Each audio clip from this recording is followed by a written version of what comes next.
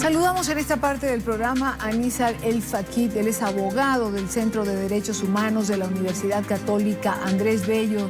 Señor Fakit, gracias por acompañarnos, bienvenido.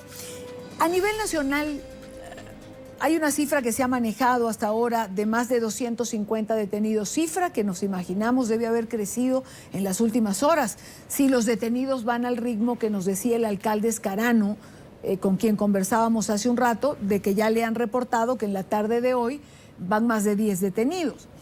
Ahora, en relación a derechos humanos, a torturas, este tema tan delicado, tan importante para cualquier gobierno, para cualquier país, a medida que pasan los días se van conociendo testimonios que nos dejan horrorizados, por decirlo menos. Y en relación a esto yo quisiera que usted compartiera con nosotros qué maneja el Centro de Derechos Humanos de la Universidad Católica Andrés Bello, a qué población han atendido. Su actividad se ha realizado en Caracas, a nivel nacional. Bienvenido. Muchísimas gracias, Diana. Saludos a tu audiencia y muchísimas gracias por esta oportunidad para denunciar y para informarle al público pues lo que está ocurriendo en Venezuela en estos momentos, con toda la responsabilidad con la que siempre hemos hablado al país, pues como Organización de Derechos Humanos en la Universidad Católica Andrés Bello. Y Dania, te debo decir que, bueno, sí, nosotros en el Centro de Derechos Humanos tenemos un equipo bastante numeroso de personas que colaboran con nosotros, profesores universitarios, estudiantes universitarios que nos ayudan principalmente en la recolección, en el levantamiento y la recolección de data a nivel nacional y en la asistencia a los detenidos, tanto en los centros de detención como en las audiencias de presentación que se desarrollan en los tribunales de justicia de la República. Principalmente nuestra labor, por estar ubicados en Caracas, se ha desarrollado con más fuerza en el área metropolitana de Caracas y digamos, dada la dificultad que tenemos en estos momentos respecto a las comunicaciones públicas y respecto a la información que circula a través de los medios, debemos decir también con responsabilidad que la data que nosotros hemos levantado con más seriedad, digamos, con una data confirmada, con mucha más certeza, es la data del área metropolitana de Caracas. No obstante, también estamos recibiendo denuncias de distintas partes del país. En ese sentido, Dania, para este momento, nosotros hemos hablado en la mañana de que habían 250 detenidos que habían sido presentados en los tribunales a nivel nacional, que era una cifra que estábamos levantando. Ahorita, en este momento, Dania, te puedo decir con toda la certeza que nada más en el área metropolitana de Caracas hemos tenido registrados 205 detenidos que han sido presentados a tribunales.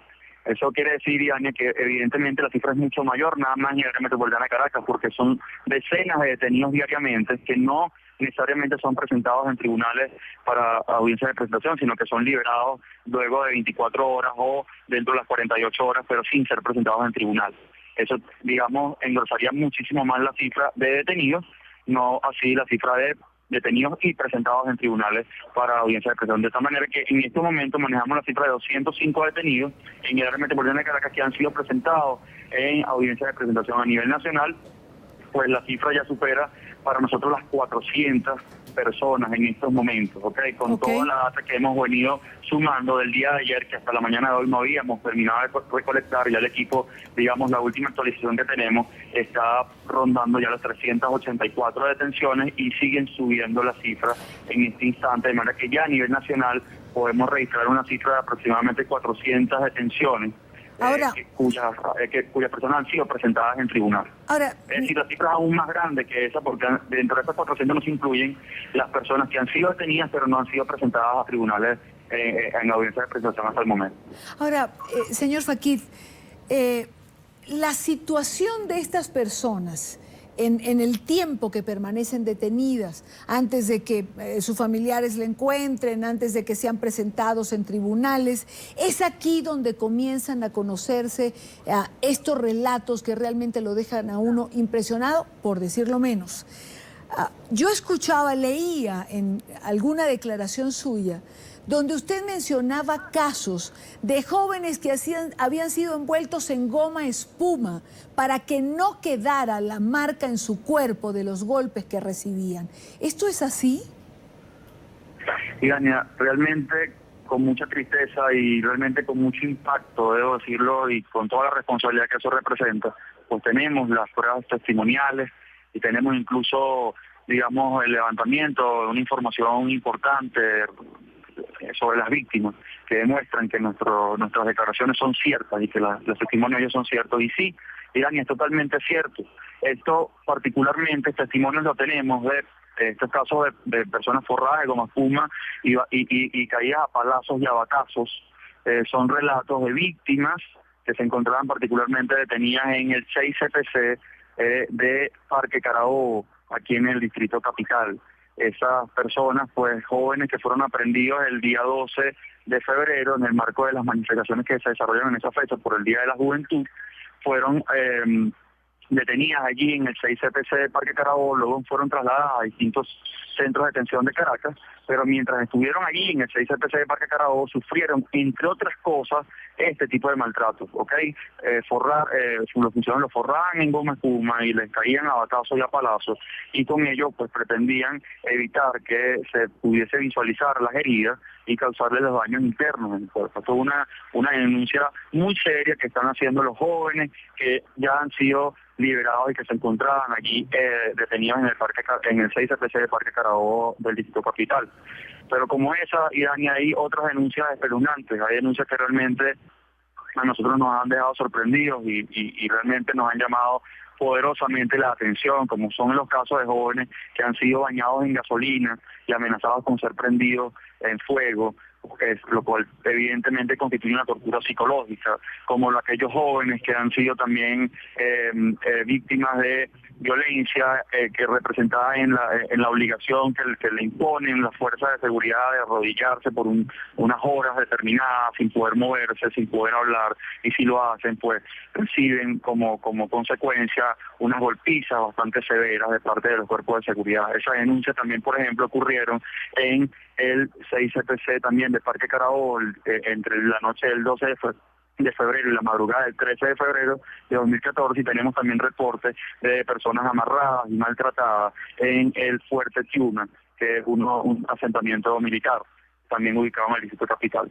Esas son denuncias que tenemos nosotros recabadas de las propias víctimas, y son denuncias que nosotros debemos informar con responsabilidad al país, pues porque en cuestiones de tortura la sola declaración de la víctima es muy, muy poderosa y una fuente muy importante. ¿Por qué? ¿Qué ocurre? Y Dani, ocurre que nosotros lamentablemente no hemos podido tener la posibilidad de promover, de obtener, digamos, pruebas físicas de las personas que se encuentran detenidas. Si bien en algunos casos hemos obtenido las órdenes y que esos exámenes se realicen, no en todos los casos lo hemos obtenido, ¿okay? Hay mucho miedo de parte de las víctimas porque claro, evidentemente no confían no confían en el sistema, en el sentido de que no creen que que puedan declarar y dar estas denuncias públicamente, evitando ser, evitando tener represalias. De modo que muchas de estas víctimas además nos declaran en privado, nos piden la confidencialidad del caso temporalmente, otras no, otras nosotros hemos estado procesando las denuncias formalmente para presentarlo ante los organismos competentes, lo cual estaríamos haciendo en los próximos días. Ahora, señor Fakit, dos preguntas. Con toda esta data que se está recopilando, ¿dónde se van a presentar estas denuncias? ¿En Venezuela? ¿En organismos internacionales? Y otra pregunta que se está haciendo mucha gente, es decir, cuando uno ve estos testimonios, escucha sobre ellos, tiene la oportunidad de oírlos a viva voz porque los hemos tenido en NTN 24, yo le pregunto a usted, ¿de qué estamos hablando? Es decir, ¿desde hace cuántos años no se veían o no se tenían este tipo de declaraciones en Venezuela? ¿A qué grado de degradación puede llegar un cuerpo de seguridad para aplicar este tipo de torturas a estudiantes que tendrán entre 17, 22, 23 años? Efectivamente, Idaña. Bueno, nosotros, Idaña, te podemos decir que con mucha preocupación que creemos que la situación, digamos, se ha venido yendo de las manos. La cantidad de detenidos es cada vez mayores, las cifras no paran, el trabajo del equipo no para, es un trabajo que cada día nos está exigiendo mucho más, porque las detenciones no están parando. Diana, yo en estos momentos me encuentro, en una situación bastante lamentable. Yo me encuentro en estos momentos en un centro, que no es un centro de detención, pero que está haciendo las veces de un centro de detención, que es un liceo militar. El liceo militar Pedro María Ochoa Morales, que se encuentra ubicado en Los Teques, aquí en el estado Miranda, muy cerca de Caracas. Aquí se encuentran 44 personas detenidas, 4 de ellas menores de edad, 4 de ellas mujeres, el resto jóvenes entre los 18 y 25 años de edad. Aquí en este centro pues de detención nosotros están estos jóvenes desde antes de ayer, y hasta el día de hoy a las 12 del mediodía ninguno de esos 44 jóvenes había podido ver a sus padres, ninguno de esos 44 jóvenes había podido ver a sus madres, ninguno de esos 44 jóvenes había podido recibir oportunamente la asistencia de los abogados, ninguno de esos 44 jóvenes habían podido recibir los exámenes médicos para corroborar que se encuentran en buena condición. De hecho, ya con toda responsabilidad te digo, y en las actas consta, 5 de esos jóvenes han tenido que ser intervenidos en el Hospital Victorino Santa Ella, aquí de la ciudad, por la gravedad de la situación física en la que se encuentran, heridos de perdigones, en distancias que no están permitidas por ningún protocolo internacional, y con una aplicación desproporcionada absolutamente de la fuerza, totalmente irracional, totalmente inmotivada, totalmente fuera de lugar, totalmente ilegal, inconstitucional, de las cuales estas personas han sido víctimas. Y bueno, Diana, en esta situación nos encontramos tratando de asistirlos. En el día de hoy se van a desarrollar las audiencias, son ya las 5 de la tarde hora de Venezuela aproximadamente, y tenemos acá de las 8 de la mañana y todavía no hemos podido representar a nuestros defendidos en las audiencias de presentación. De modo que no es solo Diana el maltrato físico y psicológico al cual someten a los detenidos, Diana, sino que además sus familiares pasan todo una odisea para poder, ver nuevamente a sus familiares detenidos injustamente. En la mayoría de los casos, Diana, sí los están liberando. En la mayoría de los casos los liberan porque realmente en los expedientes no consta absolutamente ninguna prueba de que se haya cometido un delito y que ese delito se haya cometido en flagrancia, en una presunción de ello. En la mayoría de los casos los jueces lo que están otorgando son libertades cautelares, libertades condicionales sometidas a medidas cautelares de régimen de presentación, y además establecen como medida cautelar en casi todos los casos, Diana, la medida cautelar de prohibición de manifestar, lo cual también es importante decírselo al mundo. Claro, prohibición de manifestar. De manifestar es absolutamente inconstitucional. Claro, prohibición de manifestar, de expresarse, es una manera de controlar, de extorsionar. Señor El Faqih, tengo unos breves minutos, pero no quiero dejar por fuera. Esta data, este dossier que se prepara, ¿va a organismos internacionales? Mire, Dania, nosotros esperamos que eso sea así.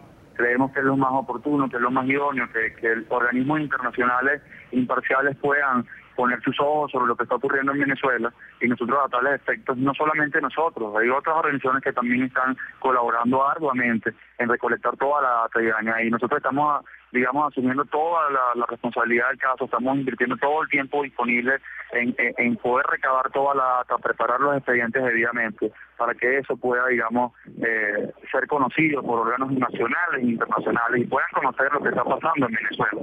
Esta situación, Ian, aprovechamos este espacio para pedir que cese esta situación absolutamente desmesurada, inconstitucional, absolutamente contraria a los derechos humanos, absolutamente contraria a los tratados internacionales suscritos y ratificados por Venezuela. Si esto sirva de algo, que sirva para el gobierno nacional, para los funcionarios que ejercen el poder en estos momentos, de llamar a capítulo a los funcionarios que están en estos momentos por órdenes superiores deteniendo injustamente a cantidad de personas que se encuentran manifestando, y además sometiéndolos a todo un trato totalmente inhumano, no solamente a ellos, sino a todos los familiares que duran horas y años. Otra de las denuncias, duran horas y días sin poder comunicarse con su familia. Tenemos casos en los cuales, por ejemplo, en este instante yo me encuentro frente a por lo menos 50, 60 familiares y amigos que no han podido ver hasta este momento, después de 3 días, a ninguno de sus familiares ni conocidos. Y en eso ningún país del mundo es admisible, por lo menos no en ningún país del mundo no existe Estado de Derecho.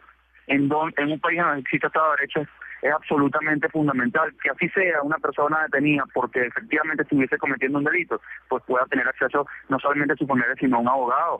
En Venezuela eso hoy no está ocurriendo. Los familiares no pueden ver a sus víctimas y los abogados no podemos ver a nuestros defendidos. Y Dania, eso está ocurriendo. El día de hoy yo no he podido ver todavía ninguna de las personas que voy a representar, y mi equipo de abogados tampoco. vamos a tener que pasar a una audiencia de presentación, Yania, en la cual no hemos todavía podido conocer de manos de nuestros detenidos qué fue lo que ocurrió.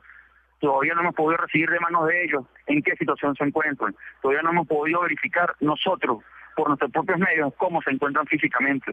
La noche de ayer, a las 8 de la noche, hora de Venezuela, dejaron pasar a una sola de los abogados del equipo y en medio de la oscuridad ver en 2 minutos, 3 minutos apenas, así a los 44 detenidos que se encontraban aquí recluidos, sin posibilidad alguna de entrevistarse con ellos, sin posibilidad alguna de conversar con ellos. Es absolutamente irregular lo que está ocurriendo, Iván, y esto tiene que saberlo el mundo y con total responsabilidad tenemos que decir.